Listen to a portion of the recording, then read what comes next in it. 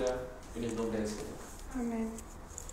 Y él mismo constituyó a unos apóstoles, a otros profetas, a otros evangelistas, a otros pastores y maestros, a fin de perfeccionar a los santos para la obra del ministerio, para la edificación del cuerpo de Cristo, hasta que todos lleguemos a la unidad de la fe y del conocimiento del Hijo de Dios, a un varón perfecto, a la medida de la estatura de la plenitud de Cristo, para que ya no seamos niños fluctuantes llevados por doquiera de todo viento de doctrina, por estratagema de hombres, que para engañar emplean con astucia las artimañas del error, sino que siguiendo la verdad en amor, crezcamos en todo en aquel que es la cabeza, esto es Cristo, de que en todo el cuerpo bien concertado y unido entre sí, por todas las coyunturas que se ayudan mutuamente según la actividad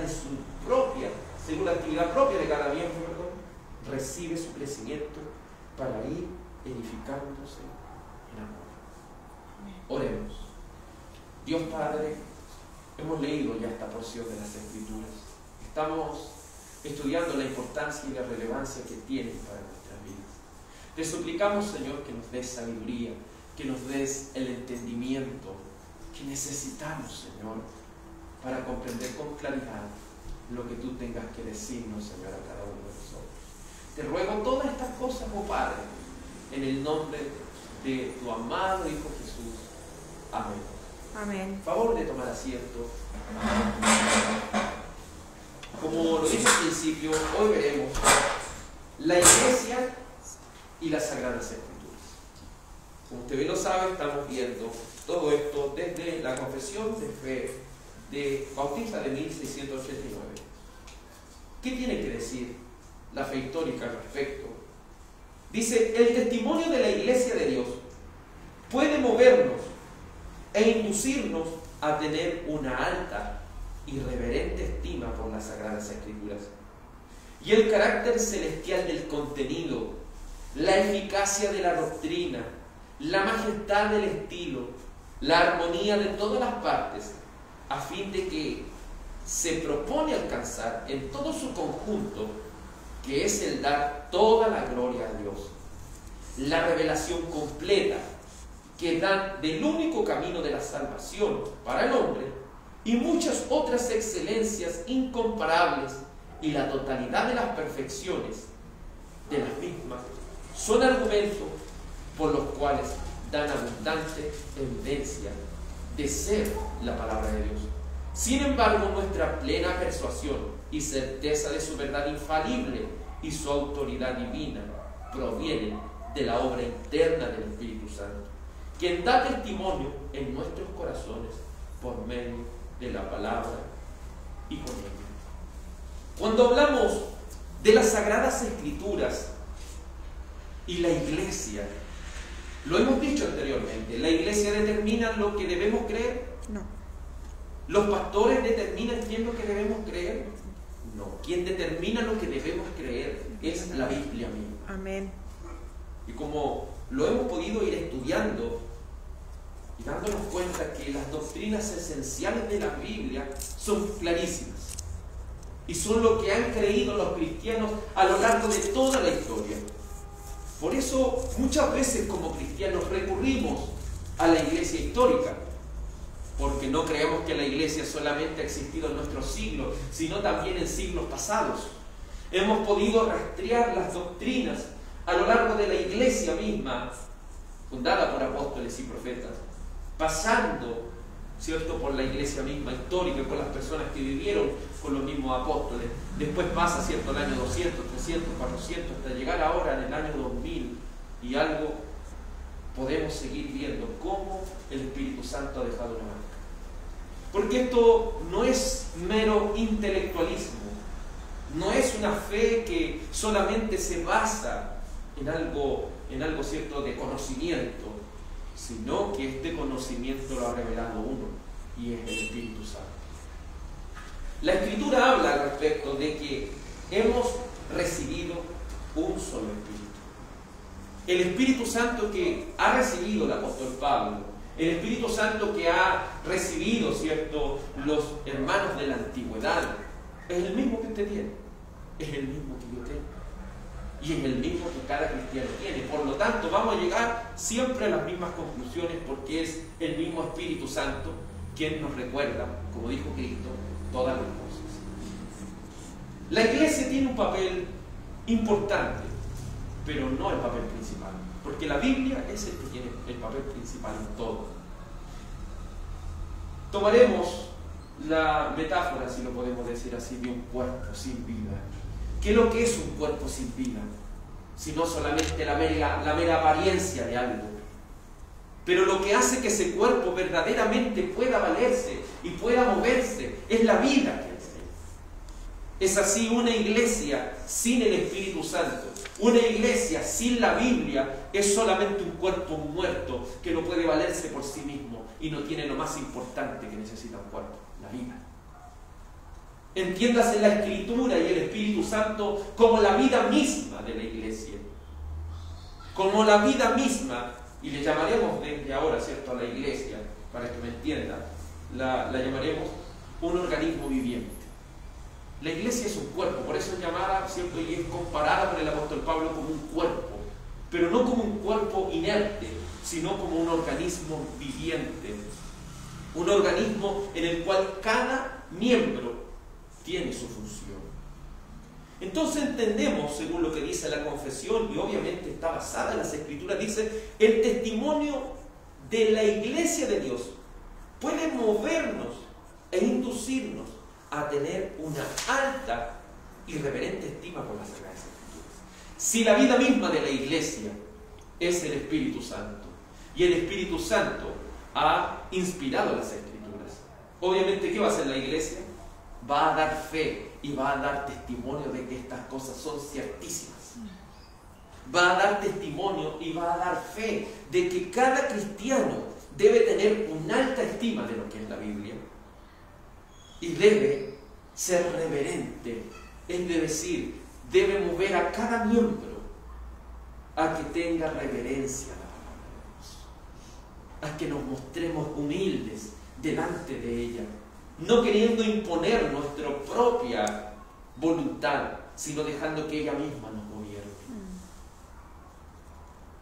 El testimonio de la iglesia de Dios puede movernos e inducirnos a tener una alta y reverente estima por las Sagradas Escrituras.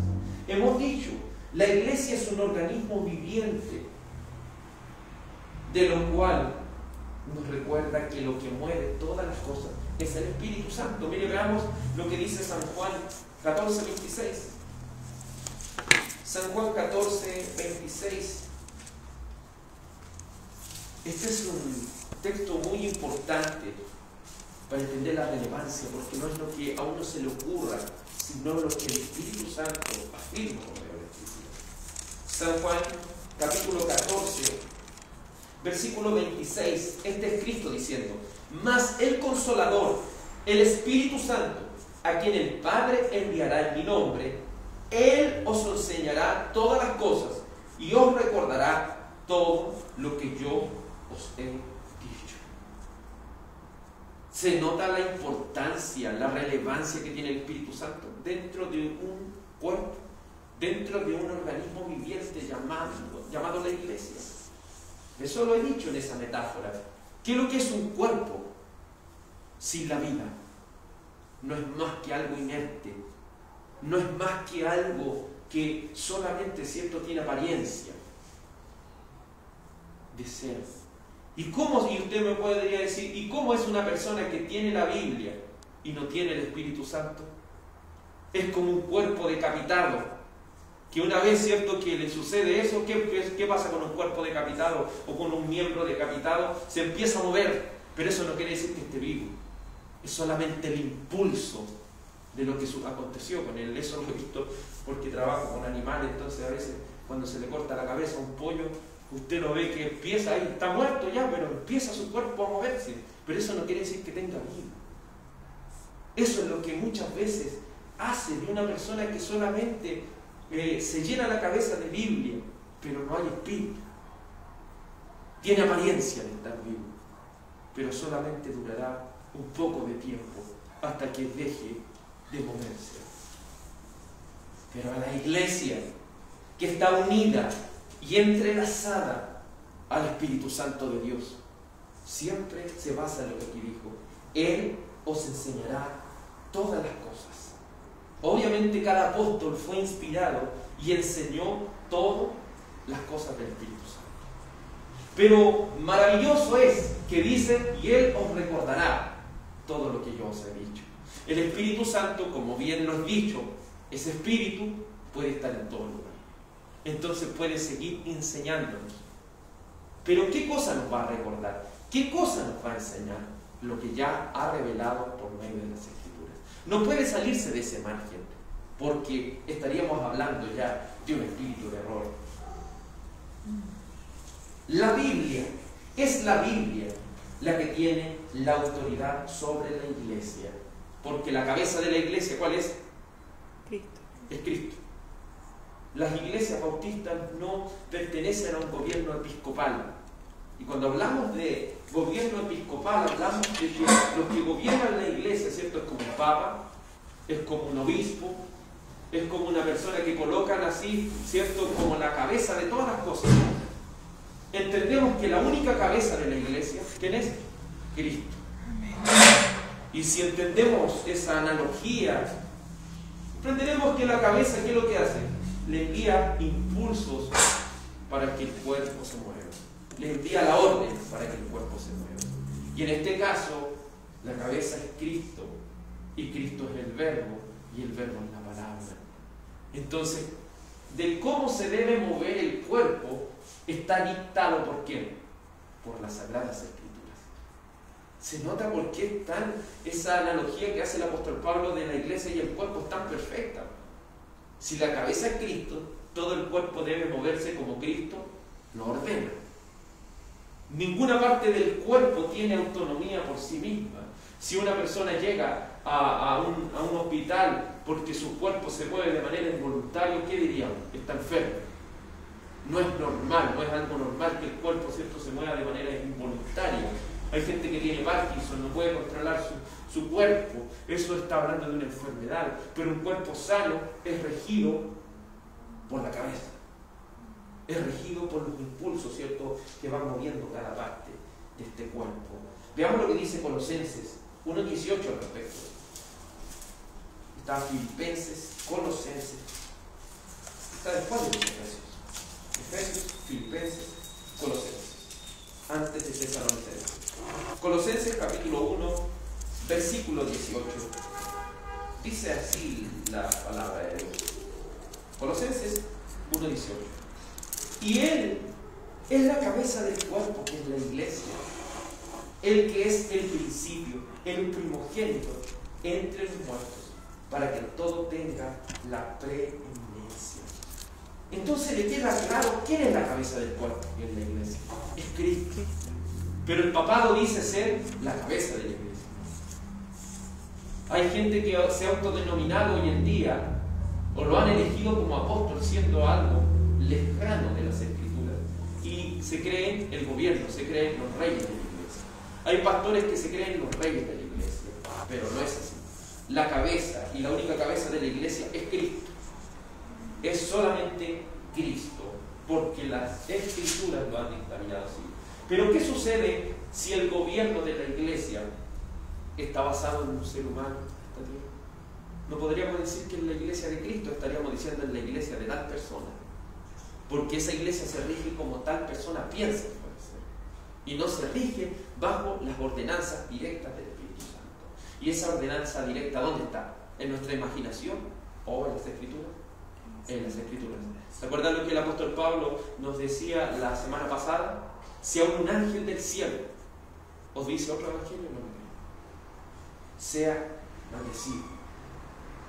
La iglesia de Dios enseña a través del Espíritu Santo, quien ha inspirado las Escrituras, nos enseña a movernos y nos induce a tener una estima superlativa de las Sagradas Escrituras.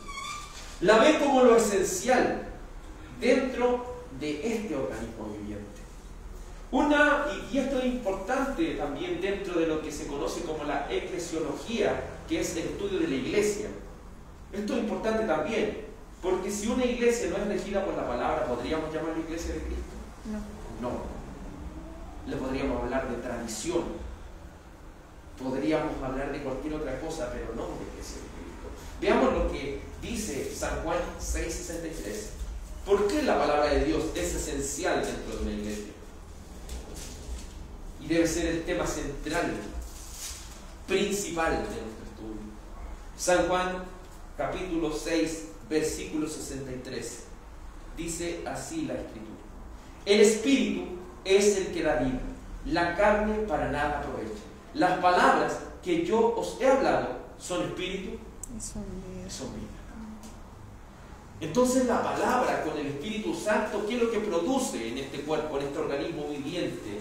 Produce vida, produce esa capacidad de movernos, produce esa capacidad de vivir para la gloria de Dios.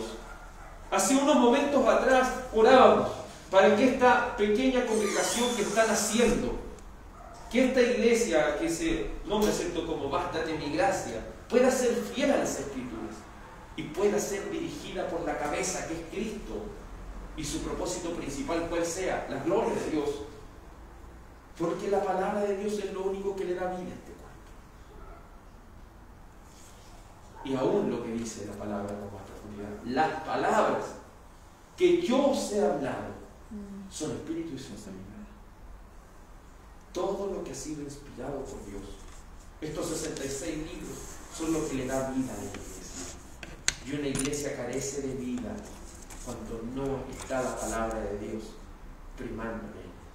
Podríamos tener como nombre de nuestra congregación local la iglesia bíblica, pero si entramos y lo que no prima, y lo que prima es la alabanza, lo que prima son los pensamientos, lo que prima son los testimonios de la gente, ¿podríamos decir que porque dice iglesia bíblica lo es?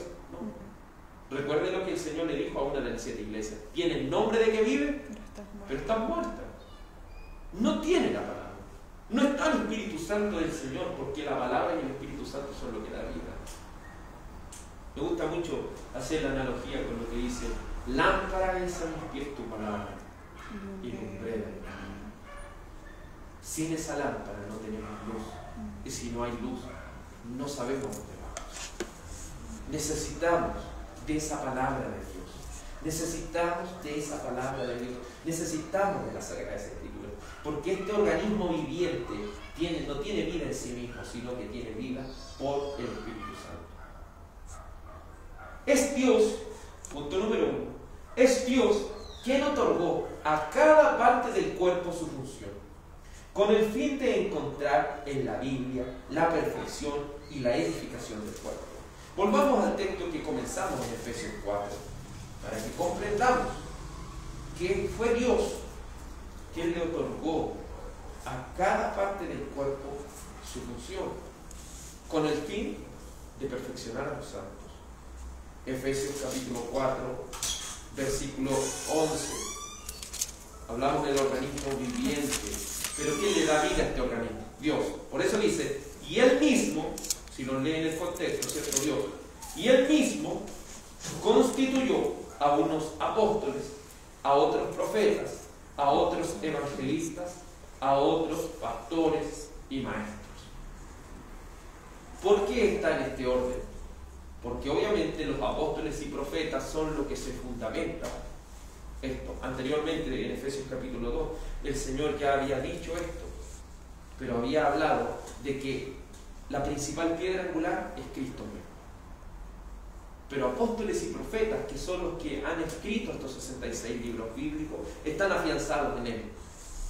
Lo que hay hoy en día no pueden haber apóstoles, hoy en día no hay profetas, hoy en día hay evangelistas, hay pastores y maestros. Porque los evangelistas y pastores y maestros deben estar afianzados ¿en qué? En lo que han dicho apóstoles y profetas. Porque de eso podemos dar fe, indudablemente, que están arraigados a Cristo. Por eso ellos son el fundamento, son en lo que el edificio empieza su construcción. Son la plataforma más segura donde usted y yo podemos edificar, donde el evangelista va a basar su predicación, donde el pastor va a basar su cuidado de las ovejas, donde el maestro va a fijar su atención para así dar a conocer cosas tan profundas a cada hermano y hermana. Pero eso tiene como finalidad, y lo que mencionaba anteriormente, Efesios 2:20. ¿Y cuál es la finalidad de esto? Verso 12, a fin de perfeccionar a los santos, para la obra del ministerio, para la edificación del cuerpo de Cristo. Cuando hablamos de que Él mismo constituyó a apóstoles y profetas, está hablando obviamente de quién los constituyó, ¿para quién? Para esto, para esta palabra, para que lo demás se fuera afianzando en esto. Y para que los que se afianzan en esto sean perfeccionados y sean edificados en lo que Dios mismo ha puesto como losa, si lo podemos decir, como lugar donde está nuestra seguridad. Las Escrituras son este testimonio apostólico y profético afirmado en Cristo, como dice Efesios 2:20, edificado sobre el fundamento de apóstoles y profetas, siendo la principal piedra del ángulo Jesucristo mismo. Evangelistas, pastores y maestros deben edificar sobre este fundamento apostólico, con el fin de perfeccionar y edificar. ¿Por qué nosotros necesitamos venir a la iglesia? Necesitamos reunirnos como congregación, porque ahí somos perfeccionados, porque ahí somos edificados para esta obra de nuestro servicio a Dios. Es aquí, es en la comunión de los santos, donde Dios nos muestra como cuerpo lo que debemos hacer. La iglesia, siempre se ha hablado de iglesia como miembros. No puede existir alguien fuera de la iglesia, ¿se fija? No puede haber, es como si un dedo pudiese vivir lejos del cuerpo. Necesitamos congregarnos. Hay gente que dice, yo puedo quedarme en mi casa y servir a Dios, puedo orar solo, puedo leer las Escrituras solo y voy a adorar a Dios igual. No, porque las promesas son para la iglesia, no son para una persona sola en particular. Hay gente que dice, sí, la iglesia somos nosotros, sí, pero el conjunto. Siempre que se le habla a las iglesias, no se le habla a una sola persona, se le habla al conjunto, porque somos un cuerpo. Es eso lo que el apóstol Pablo quiere que nosotros entendamos. Entonces, por medio de la predicación somos perfeccionados, somos edificados. ¿Hasta qué? Verso 13. Hasta que todos lleguemos a la unidad de la fe. Todos debemos llegar a la unidad de la fe. Y no transando lo que es la palabra de Dios. Por eso hemos dicho, dentro de lo que hay en las Escrituras como doctrina, entiéndase doctrina como las cosas que más se repiten y son más importantes. Porque si Dios ha repetido algo muchas veces dentro de la Biblia, es porque eso es muy importante, ¿cierto? Y si hay cosas que son poco reiterativas, es porque es menos importante. Para Dios fue más importante colocar cosas como la salvación, como la gracia, y se van reiterando una y otra vez. Desde ahí se saca una doctrina, desde cosas que Dios ha querido transmitir en cada uno de los libros de la Biblia. Son las cosas más importantes que nos unen como cristianos. Por ejemplo, entiéndase la justificación por medio de la fe. Eso es algo esencial en nuestro conocimiento como cristianos. Si una persona piensa que es justificado por las obras, ni siquiera está dentro de lo que es el Evangelio. Y usted dice, pero la Biblia toda habla de justificación, sí. Porque usted puede ver incluso que en la antigüedad se hacían sacrificios. Usted puede ver en Génesis cómo Adán y Eva presencian cuando Dios obviamente mata a este animal y los viste. Ellos pueden ver eso. Puede Caín y Abel, precisamente Abel, entender esto también. Entonces ve con esta revelación progresiva que hay cosas que son importantes. Por ejemplo, doctrinas como la Trinidad, que Dios es el Padre, Dios, ¿cierto? Es el Padre, el Hijo y el Espíritu Santo. Son tres personas y un Dios. Dentro de este Dios hay tres subsistencias. Eso también es esencial, porque si creo otra cosa, estoy teniendo una idea equivocada de quién es Dios. ¿Me fijas? Pero, por ejemplo, hay cosas, si el bautismo es por inmersión o es tirar un poco de agua, esas cosas son secundarias. Esas cosas son secundarias. Si una persona debe usar falda o debe usar pantalón, esas son cosas secundarias. Pero hay cosas profundas e importantes que dentro de las iglesias se han creído durante miles de años. Y eso es lo que nos une, ¿cierto? Obviamente, las doctrinas fundamentales. No cosas si Adán tenía ombligo o no tenía ombligo, eso a nosotros no nos concierne. Pero hay cosas que sí verdaderamente nos unen. Y son lo que siempre se reitera en la mayoría de las teologías sistemáticas que existen. Cada iglesia tiene su teología sistemática. Y dentro de estas teologías sistemáticas todos van concordando en las mismas cosas. Porque son las doctrinas fundamentales de lo que se conoce como iglesia. Si una iglesia no cree en esas cosas es porque no cree en la Biblia misma. Es importante que vayamos entendiendo todas estas cosas, porque debemos tener un Señor, una fe. Debemos creer todos una misma cosa. Hasta que todos lleguemos, dice el verso 13 del capítulo 4 de Efesios, hasta que todos lleguemos a la unidad de la fe y del conocimiento del Hijo de Dios. A la unidad de lo que creemos, pero obviamente cierto dentro de la fundamental, conocimiento acerca del Hijo de Dios. Y debemos llegar a la estatura de un varón perfecto, a la medida de la estatura de la plenitud de Cristo. ¿A qué altura debemos llegar? Debemos llegar a ser como Cristo. Y lo único que nos va a ayudar a ser como Cristo, obviamente, es el Espíritu Santo quien ha inspirado estas Escrituras. Luego dice, para que ya no seamos niños fluctuantes, llevados por doquiera de todo viento de doctrina.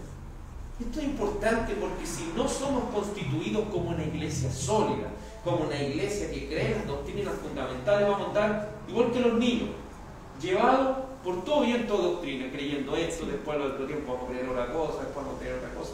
Es porque eso quería decir, ¿cierto?, que nuestra fe no estaba sólida. No estábamos creyendo en lo fundamental. Pero cuando nos afirmamos y empezamos a creer en lo fundamental, estamos concordando. Por eso era importante lo que el pastor Baltair un día me transmitía. Las iglesias no se reconocen a sí mismas, iglesias reconocen iglesias. ¿Y por qué iglesias reconocen iglesias? Porque obviamente la iglesia es un cuerpo viviente.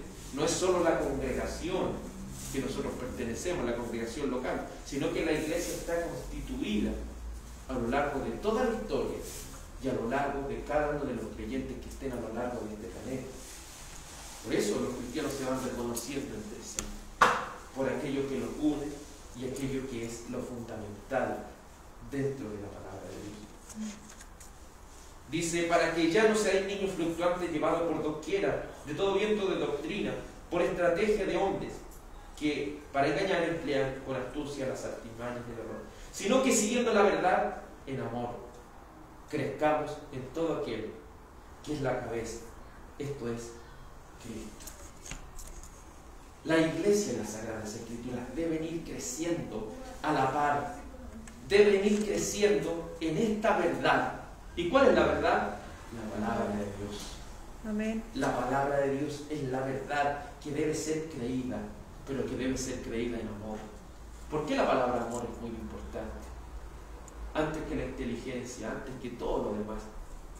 Porque el amor nos hace venir a Cristo, nos hace enternecernos a Él, nos hace ser crédulos a Él.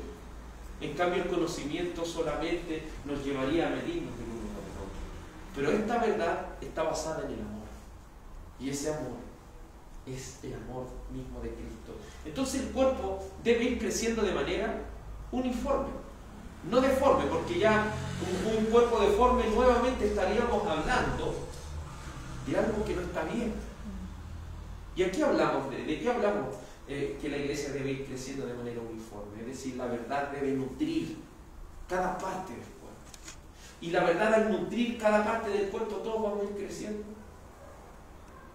Entonces, lo que sucede muchas veces es que a la iglesia o al común de las personas, al común de los hermanos, se les deja en ignorancia. Y muchas veces son solamente los ministros los que se dedican a estudiar estas cosas, son los ministros que se dedican a esto, y a la iglesia la dejan en una ignorancia.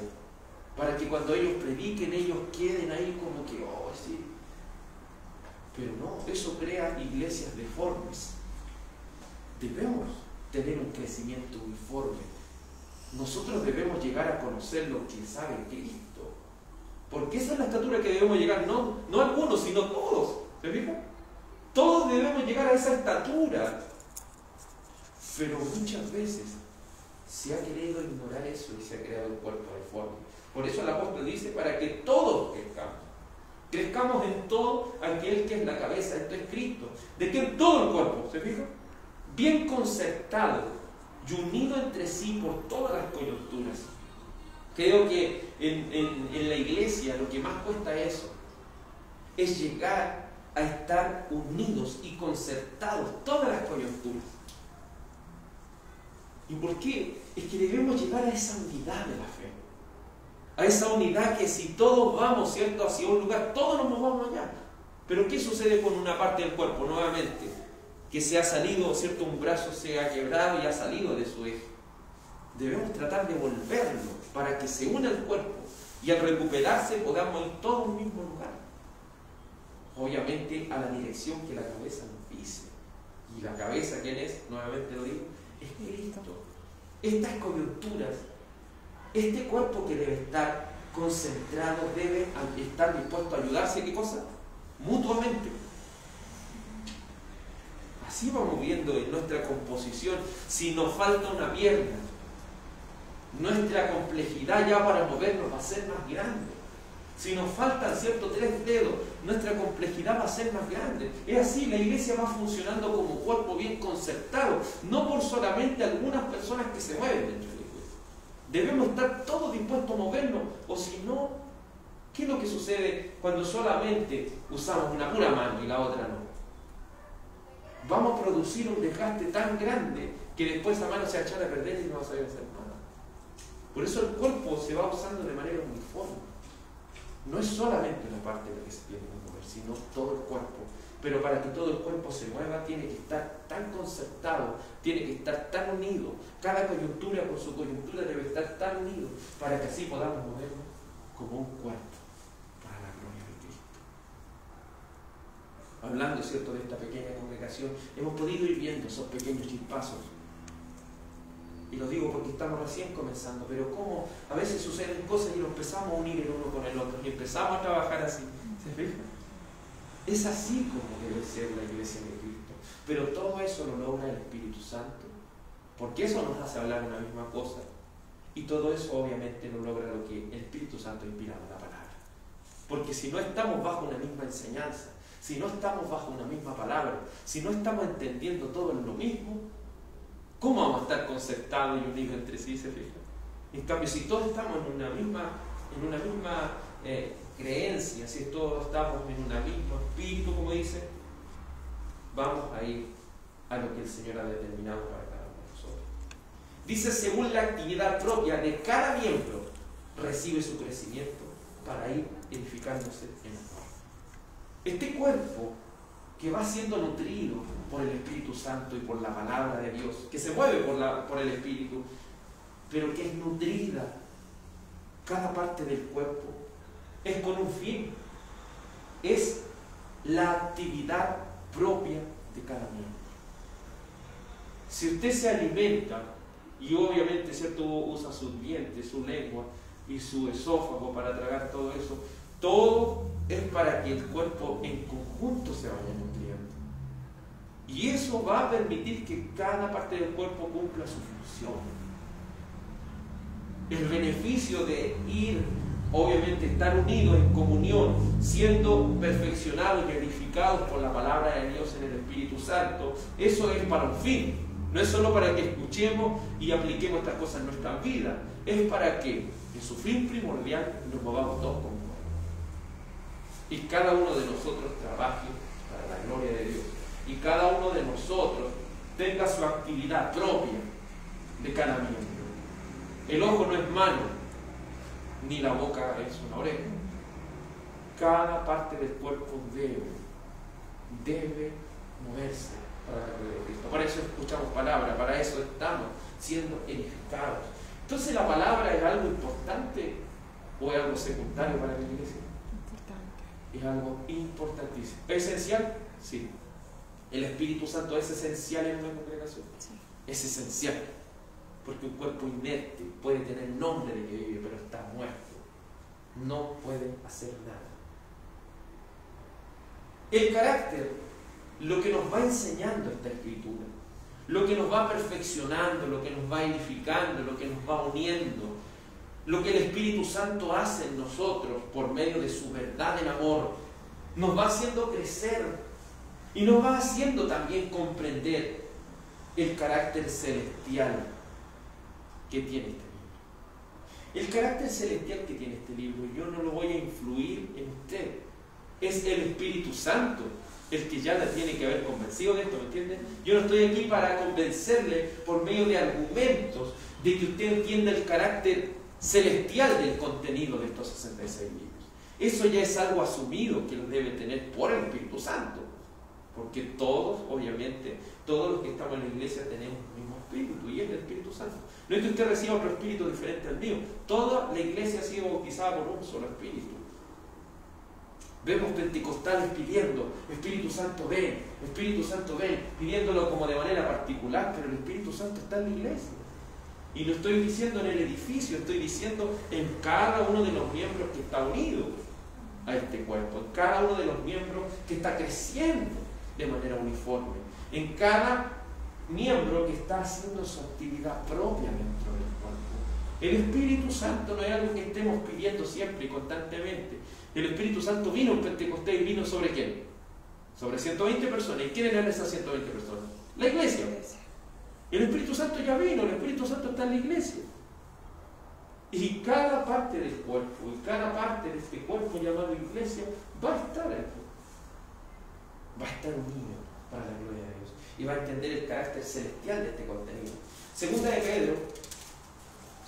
Pedro, capítulo 1, verso 20, dice así la Escritura. Segunda de Pedro 1, 20.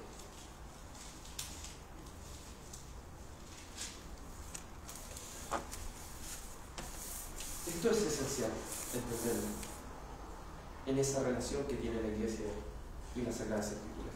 Segunda de Pedro capítulo 1, verso 20. Entendiendo primero esto, que ninguna profecía de la Escritura es de interpretación privada, porque nunca la profecía fue traída por voluntad humana, sino que los santos hombres de Dios hablaron siendo inspirados por el Espíritu Santo.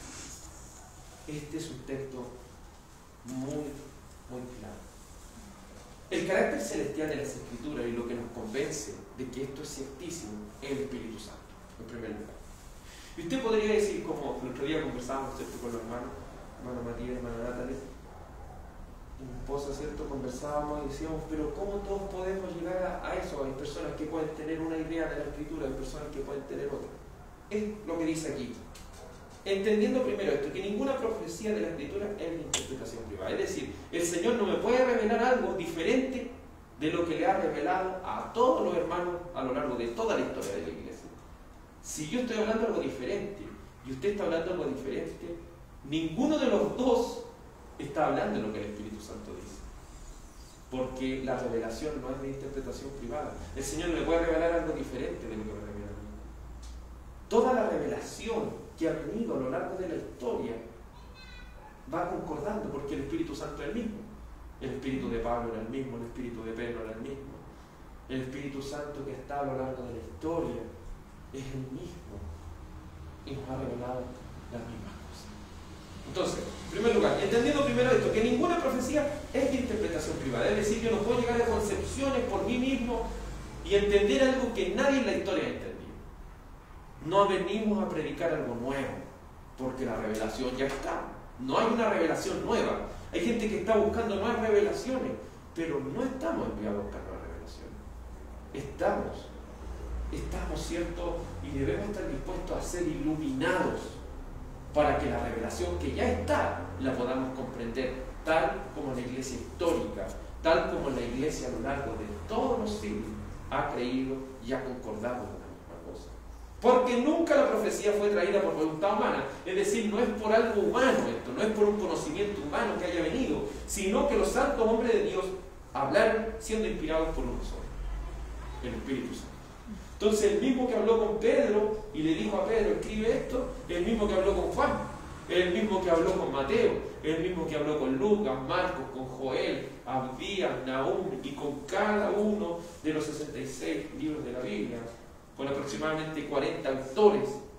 Cada uno de estos 40 autores, 40 y un poco más podría ser, cada uno de ellos le habló uno solo por el Espíritu Santo. Entonces todos ellos llegaron a las mismas conclusiones. Por eso usted puede decir, pero ¿cómo esta Biblia está tan unida? ¿Cómo yo en Génesis puedo saber lo que dice Efesios? ¿Y cómo en Efesios puedo ver lo que está en Apocalipsis? Y en Apocalipsis puedo volverme a Éxodo. Porque a todos le habló el mismo Espíritu. Amén. Solo que a través de una revelación progresiva, obviamente. Lo que sabía Adán en su momento no es lo mismo que sabía Pablo, porque la revelación es progresiva, pero sí apuntaba hacia ella. Y el otro día, ¿cierto?, podíamos ir viendo cómo fue progresivamente mostrando el Señor las cosas. Y que ahora nosotros las podemos ver con claridad. Vamos viendo, en segundo lugar, es el Espíritu Santo el que nos convence de la eficacia de la doctrina fundamental de la Escritura. Vamos al libro de Hebreos. Libro de Hebreos. Está después, ¿cierto?, primera de Timoteo, segunda de Timoteo, Tito, Filemón y Hebreos. Hebreos capítulo 4, versículo 12. El Espíritu Santo nos convence de la eficacia, de la efectividad 100% que tiene el Espíritu. Dice así, Hebreos 4, 12. Porque la palabra de Dios es viva y eficaz, más cortante que toda espada de dos filos, y penetra hasta partir el alma y el espíritu, las coyunturas, los tuétanos, y discierne los pensamientos y las intenciones del corazón. Y no hay cosa creada que no sea manifiesta en su presencia. Antes bien, todas las cosas están desnudas y abiertas a los ojos de aquel a quien tenemos que dar cuenta. Quizás en nuestro contexto no entendemos con tal profundidad lo que está hablando aquí. Pero el que está hablando aquí se inspiró en algo, en una espada, ¿cierto? Y en una espada que penetra, en una espada que es cortante. Aquí está hablando de una espada, y hablemoslo, ¿cierto?, en analogía que está utilizando aquí. Esta espada, ¿sabe lo que hizo? Pescó este cuerpo y lo despedazó de tal manera que podía ver todas las entrañas que vienen. O sea, algo terrible. La palabra del Señor tiene una eficacia tremenda. Y no sé si han visto ese programa cuando forjan esta espada, y hay espadas que pueden cortar ciertas cosas, y hay otras espadas, ¿cierto?, que pueden cortar todo, y ese todo permite ver todo lo que hay dentro. Entonces de eso está hablando, de que esta espada es tan eficaz, y es tan eficaz así como en esta analogía pudiera una espada cortar y mostrar todas las entrañas de una persona dentro, que podría ubicar usted el cerebro, podría ubicar todas las cosas que están dentro. Y penetra, dice, hasta partir el alma, es decir, que puede llegar a lugares que uno ni siquiera... Es tan filosa esta palabra, pero es certera. En palabras simples, la palabra del Señor nos puede descuartizar de tal manera que puede hallar hasta lo más mínimo que hay dentro de nosotros. Por eso vemos, ¿cierto?, a los forenses, o vemos a las personas que trabajan en estos lugares, donde abren a las personas y le pueden ver diferentes cosas, por qué murió, y las diferentes cosas que pueden haber dentro de ellos. Los cuerpos a veces muestran la evidencia de las cosas. Pero aquí esta analogía quiere darnos a entender que el Señor con esa espada del Espíritu puede dar victoria. Es decir, la palabra de Dios es eficaz. Y que nos convence de esa eficacia es solo el Espíritu. Porque muchas veces ha pasado, ha estado uno escuchando una predicación, algo, y uno dice, pero ¿cómo puedo llegar a esa parte? Porque es solo el Espíritu Santo el que conoce los corazones, conoce a cada uno de nosotros, conoce las vidas, conoce las vivencias, conoce todo. Entonces, tal como esa espada nos muestra todo lo que hay dentro, y la palabra solamente empieza a fluir y empieza a llegar a cada rincón de nuestro corazón. Pero eso solamente nos va a convencer el Espíritu Santo. También podemos ver la majestad del estilo de la Escritura. porque es un estilo tan particular, un estilo tan profundo también a la vez. Veamos lo que San Juan 7:43 dice. Lo que nos puede convencer verdaderamente del estilo que tiene la Escritura y que lo hace resaltar sobre cualquier otro libro que pueda existir sobre la faz de la tierra. Lo que lo distingue por encima de todos y lo hace inalcanzable. Se puede definir lo que dice San Juan, capítulo 7, verso 46. Los alguaciles vinieron a los principales sacerdotes y los fariseos, y esto le dijeron: ¿por qué no la habéis traído?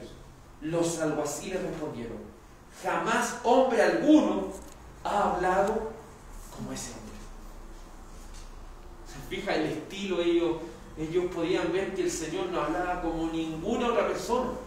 Y no era por su sonsonete de voz, no era por la calidad del sonido que salía a través de sus labios, sino porque esa palabra viva llegaba a una altura y llegaba a una parte del corazón que ninguna otra. Por eso somos convencidos del estilo, de la majestad, de lo que hace que ese estilo bíblico lo hace resaltar por encima de cualquier otro libro. Y Harry Potter podría seguir vendiendo millones y millones de copias, pero ni siquiera puede acercarse ni siquiera al 20% ni a la mitad de la Biblia. Y aunque escriban otro libro, nunca se va a acercar ni siquiera a todos los ejemplares que hay de la Biblia, ni lo que la Biblia ha vendido. Porque este libro lo resalta aún en la historia misma. Usted puede buscar en internet, está al alcance de todos, vea que la Biblia es el libro más vendido, es uno de los primeros, que es el libro número 1, si lo parece. Y eso no lo digo yo, no lo dice alguien, ni siquiera lo dice alguien que ama la Biblia. Son las mismas estadísticas, los números muestran eso.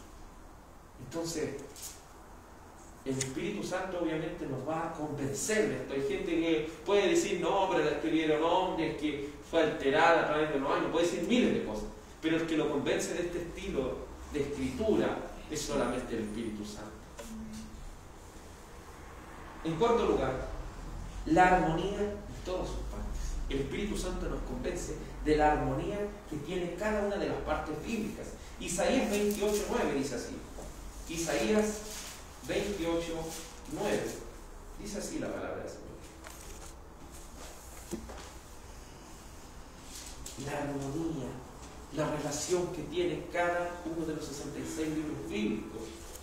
Es lo que dice Isaías 28:9. ¿A quién se enseñará ciencia? ¿O quién se hará entender doctrina?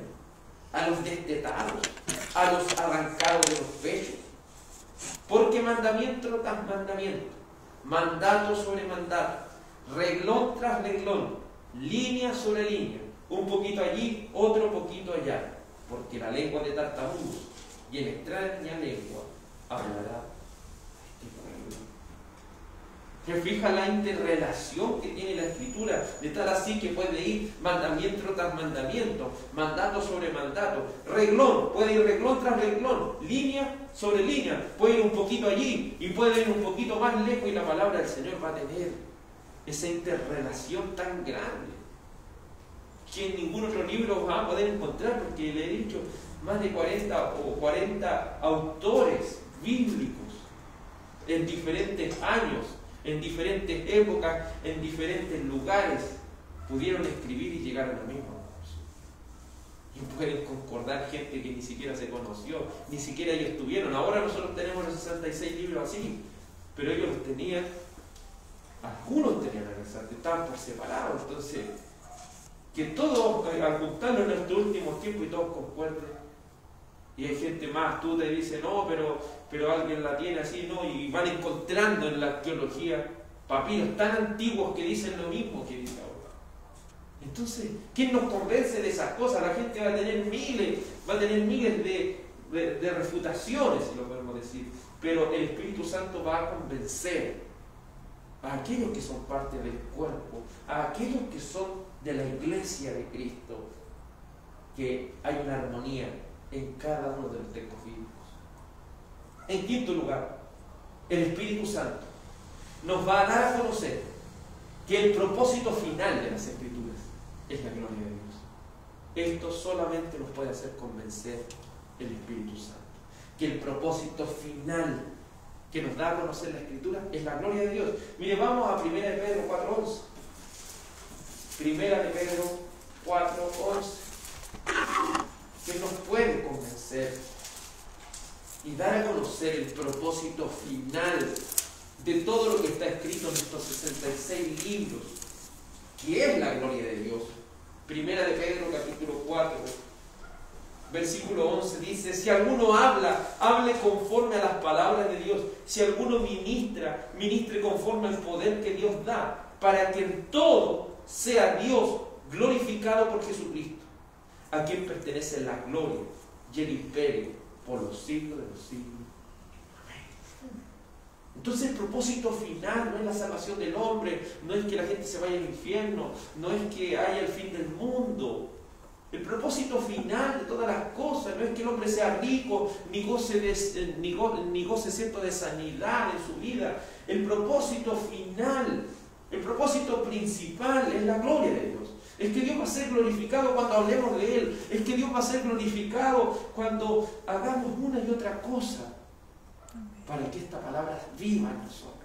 Si el Espíritu Santo está en nosotros, no solamente esta palabra la vamos a tener aquí, sino que la vamos a vivir en cada aspecto y en cada área de nuestra vida. Esta revelación completa, estos 66 libros bíblicos, dan el único camino a la salvación que el hombre tiene. No hay otro camino. El Señor dijo: yo soy el camino, la verdad y la vida. El camino. No dijo los caminos. No, como dice el dicho popular, muchos caminos llevan a Roma, muchos caminos llevan a la salvación. No, hay un solo camino. Amén. Es que si yo estoy en esta religión, igual voy a llegar. No. Hay un solo camino. Hechos 4:12. Nunca se lo olvide. Y en ninguna otra hay salvación. Porque no hay otro nombre bajo el cielo dado a los hombres en que podamos ser salvos. Y los mapuches, hermanos, que no creyeron, al infierno. ¿Y qué pasó con esos países celtas donde adoran? Al infierno. ¿Y qué pasó con esas personas de la antigüedad? Si no creyeron en Cristo, se fueron al infierno. Si es así, no hay otra manera, no hay otra cosa que la gente pueda creer, porque en ningún otro hay salvación. La palabra está hablando de un absoluto. No hay ningún otro en el cual pueda haber salvación. No hay ningún otro. No hay otro nombre bajo el cielo dado a los hombres en que podamos ser salvos. Pero usted puede decir: pero Cristo nació mucho después. Lo vemos en el Nuevo Testamento que recién nació. Pero en la antigüedad, de la revelación progresiva, se apuntaba que debían creer en el Mesías. Se apuntaba que debían creer en aquel que vendría para redimir la humanidad. Que aún en Génesis capítulo 3, versículo 15, en el protoevangelio, podemos ver que de una mujer nacería aquel que aplastaría a la serpiente. Aplastaría aplastaría su cabeza. Podemos ver en esta revelación progresiva que siempre había que creer en él. Por eso no fue casualidad de que Abel sacrificara un cordero. Por eso no era casualidad de que cada israelita debía separar un cordero. Por eso no era casualidad de que la sangre, antes de salir de Egipto, tenías que ponerla en sus dinteles. Todas esas cosas apuntan a quién, a Cristo. Amén. Todo apunta a Cristo. Entonces, en ninguna otra salvación. ¿Y por qué fueron salvos los del Antiguo Testamento? Fueron salvos por gracia, por creer en aquel que había de venir. Y nosotros, por creer en el que viene y el que vendrá por segunda vez. Amén. Bendito Señor. Esta Biblia nos da a conocer muchas excelencias incomparables y la totalidad de las perfecciones de las mismas, dando abundante evidencia de su ser, la palabra de Dios. Vemos que esta Biblia da a conocer excelencias incomparables. Lo que le ofrece el Señor, lo que el Señor nos da, es algo que usted no lo va a encontrar en ningún otro lado. Ninguna otra religión le va a dar lo que el Señor verdaderamente da. Ninguna otra creencia, ninguna persona en esta tierra le puede dar lo que el Señor da a nuestras vidas. Y me gusta mucho cómo lo puede decir con palabras que muestran un estilo muy, muy grande para describir estas cosas. Mire, vamos a 1 Corintios 2:9. Que el apóstol Pablo creo que lo describe de una manera tan peculiar. de una manera ¿cierto?, tan precisa. 1 Corintios capítulo 2 versículo 9 da a conocer las excelencias incomparables, las perfecciones, la evidencia de que esta es la palabra de Dios. 1 Corintios capítulo 2 versículo 9 dice así: antes bien, como está escrito, cosas que ojo no vio, ni oído oyó, ni han subido en el corazón del hombre, son las que Dios ha preparado para los que le aman. Entonces lo que Dios ha preparado es algo que escapa de nuestro entendimiento. Usted puede ver en Apocalipsis las calles de oro, el mar de cristal, puede ver en Apocalipsis la santa ciudad y todas estas cosas, con las piedras, las puertas, pero usted entenderá en el lenguaje que dice que es una visión. Ni siquiera es la demostración misma de las cosas. Es solamente una manera de poder expresarlo en un lenguaje humano y banal como el de nosotros. Y una manera de expresarlo para que usted y yo tengamos una noción de lo que son las cosas. Pero aquí el apóstol Pablo es profundo y dice, son cosas que ojo no ha visto, ni oído, ni siquiera oído, ni siquiera el corazón humano, aquí está hablando del intelecto humano, ha podido pensar en algo tan hermoso, ha podido pensar en algo tan grande. Pero estas son las cosas que Dios ha preparado para los que le aman. Cosas incomparables, excelencias incomparables, perfecciones totales.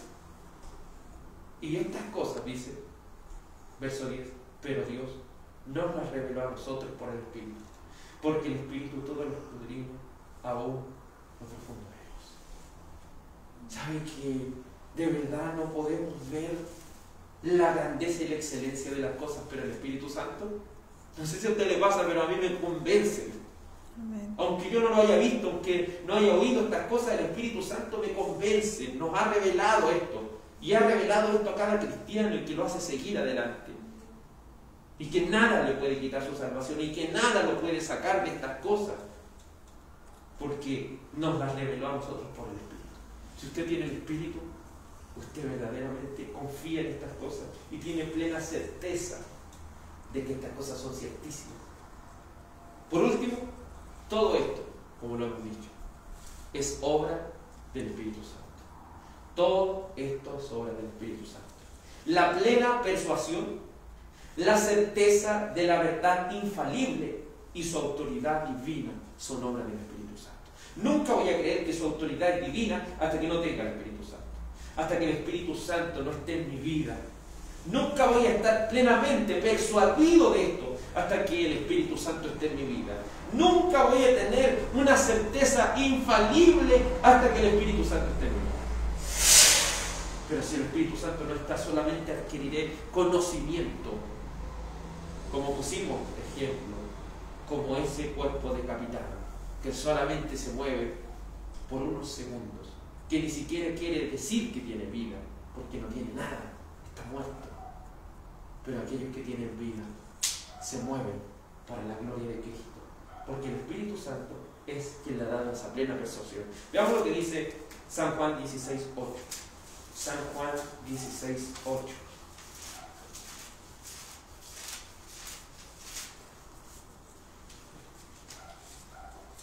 San Juan 16:8, hablando del Espíritu Santo. Verso 7, perdón. San Juan 16:7. San Juan 16:7. Pero yo os digo la verdad, os conviene que yo me vaya, porque si no me fuera, el Consolador no vendría a vosotros, mas si me fuere, os lo enviaré. Y cuando venga, convencerá al mundo de pecado, de justicia y de juicio. Entonces quiere decir que nosotros con nuestro poder de persuasión vamos a hacer que las personas vengan a Cristo. No, es el Espíritu Santo quien los dice, convence. Los convence, le da la plena persuasión. Y eso solamente lo hace el Espíritu Santo. ¿Quién es el único que puede dar esa plena persuasión? Es Él, no hay nadie más. Y si usted se siente convencido de esta cosa y está convencido, es porque el Espíritu Santo está en su vida. Y lo ha convencido de qué cosa, de pecado. Estoy convencido de que soy un pecador, que merezco el infierno. Estoy convencido de que Mi pobreza espiritual es tan grande que necesito de un Salvador. Y lo necesito con todas mis fuerzas. Así como nuestros cuerpos necesitan de comer, necesitan de beber agua, así necesitamos del Señor. Dice, de pecado, por cuanto no creen en mí. Nuestro estado natural es no creer en Dios, es no creer a lo que la palabra del Señor nos dice. Esa es nuestra naturaleza pecaminosa e invalidante. Esa es nuestra naturaleza pecaminosa, no creer en el Señor. Pero cuando viene el Espíritu nos convence. Y nos convence de justicia, por cuanto voy al Padre y no me veréis más. Es decir, no temo, como cantábamos hace un momento, no sabemos lo que va a venir, pero no vamos a temer. Porque el Señor nos ha convencido de justicia. Porque Él es nuestra justificación. Por Él somos salvos, por Él seremos salvos, porque la justicia está completa en Él. Y seremos convencidos de juicio, por cuanto el príncipe de este mundo ya ha sido juzgado. Le vamos a tener miedo al diablo, le vamos a tener que el diablo a lo mejor nos puede hacer una trampa, puede hacer lo que quiera, pero el Señor no le va a permitir que nos saque esta salvación. Nos puede hasta matar si quiere. Nos puede hacer que quizás hagamos diferentes cosas, pero no nos va a sacar de esta salvación. No nos va a sacar de esto, porque el que nos ha dado esto es el Señor. Y me gusta siempre lo que dice José. El Señor ha transformado este mal en bien. El diablo a veces se ríe con todas estas cosas que a veces nos pasan, pero el Señor tiene ese poder de cambiar el mal en bien. Y hace que Él mismo, ¿cierto?, ya no pueda ni siquiera hacer nada, porque el Señor tiene el control de todas las cosas. Amén. Toda esta certeza infalible la da el Señor. Primera de Juan 4:6. Primera de Juan 4:6. Dice así esta certidumbre, esta certeza, esta persuasión, esta autoridad divina, esta verdad infalible nos ha convencido. Por esto Juan dice de esta manera, y quiere que usted pueda mirarse en este espejo. En primera de Juan 4:6. ¿Quiere saber si es salvo? Primera de Juan 4:6. Nosotros somos de Dios. El que conoce a Dios nos oye. El que no es de Dios no nos oye. En esto conocemos el Espíritu de verdad y el Espíritu de verdad. ¿Cómo sé que tengo el Espíritu Santo? Tengo el Espíritu Santo porque por mucho que me cueste, pongo oído a esto y lo pongo por obra. Pongo oído a esto y estoy convencido de esto. No tengo ninguna duda de esto. Este es el espejo que tenemos. ¿Tenemos la plena certidumbre? ¿Tenemos la plena persuasión? ¿Tenemos la certeza de que esta verdad es infalible y esta autoridad bíblica es divina? Nosotros somos de Dios. El que conoce a Dios nos oye. Es decir, no estoy hablando de que oye al hermano Daniel, oye a Juan, oye a Pedro, oye a la Escritura. Pero el que no es de Dios no nos oye. No está, como podríamos decir en buen chileno, perdónenme, no está ni ahí con esto. El que no es de Dios no está ni ahí con esto. Pero el que es de Dios sí le preocupa esto. Le preocupa esto, le preocupa lo que el Señor dice de nosotros. En esto se conoce el Espíritu de verdad y el Espíritu de verdad. Sin el Espíritu Santo, esto sería imposible. Pues Él da testimonio a nuestros corazones por medio de la palabra de Dios en ella. Romanos capítulo 8, verso 16. Por último, Romanos 8, 16. Dice así la Escritura. Estamos plenamente convencidos sobre la Iglesia y las Sagradas Escrituras. Romanos capítulo 8, versículo 16. El Espíritu mismo da testimonio a nuestro espíritu de que somos hijos de Dios. ¿Quieres saber si es cristiano? ¿Quieres saber si verdaderamente está convencido de estas cosas? Dice el Espíritu, y está con E mayúscula, obviamente el escritor, el traductor, perdón, quiere mostrarlo. Este es el Espíritu Santo. El Espíritu mismo da testimonio a nuestro espíritu de que somos hijos de Dios.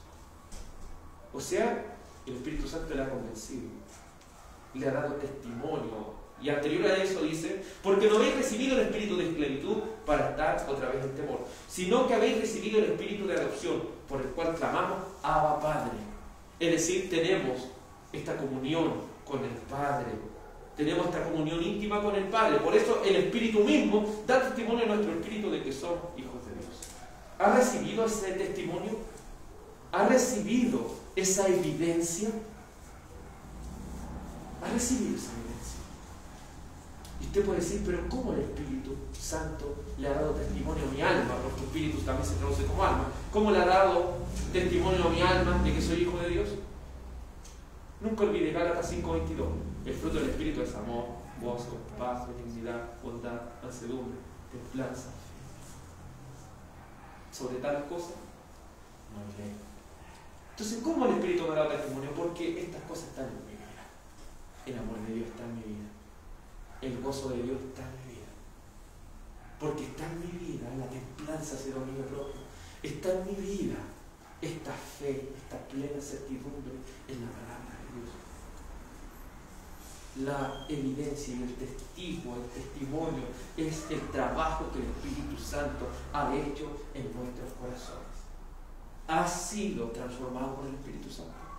Ha sido renovado por el Espíritu Santo de Dios. Oremos.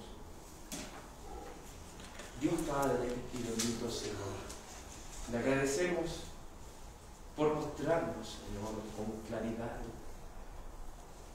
lo que el Espíritu Santo hace en la iglesia, nutriéndola, Señor, con la palabra de Dios. Has, Señor, inspirado las Escrituras. Las has inspirado, Señor, para tu gloria y también para la edificación y el crecimiento de la iglesia. Señor,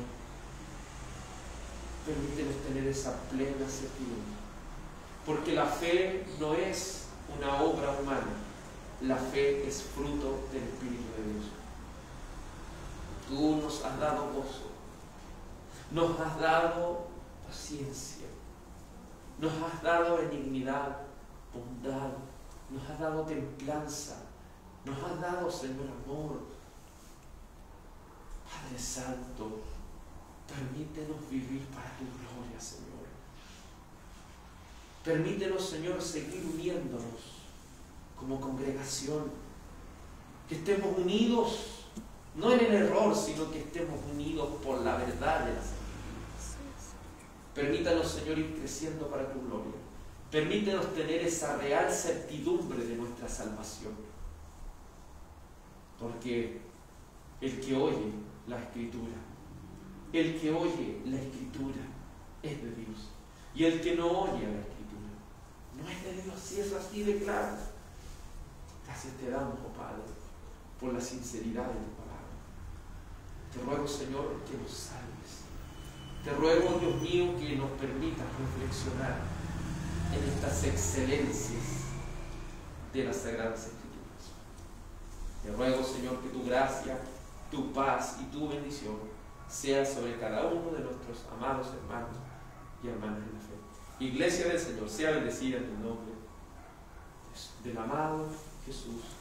Amén y amén. Amén. El Señor nuestro Salvador, y guarde y bendiga. Amén, Señor.